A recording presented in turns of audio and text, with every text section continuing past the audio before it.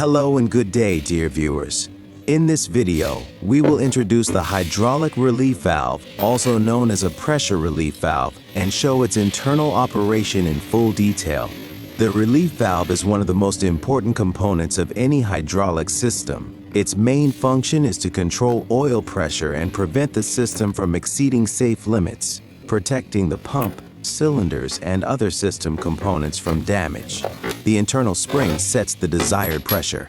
When the oil pressure rises above this limit, the internal piston opens and diverts the excess oil back to the tank.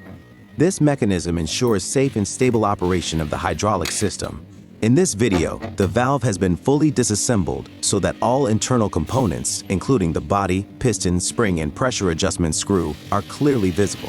Seeing the internal details helps you better understand the maintenance process and provides practical training. Important points to keep in mind include keeping the oil clean, taking care of the spring and piston, and accurate pressure adjustment. These factors are key to proper valve operation. Finally, always release the hydraulic system pressure completely before disassembling the valve to ensure your safety. By following this video, you can gain a full understanding of how a hydraulic relief valve functions internally and learn practical maintenance skills.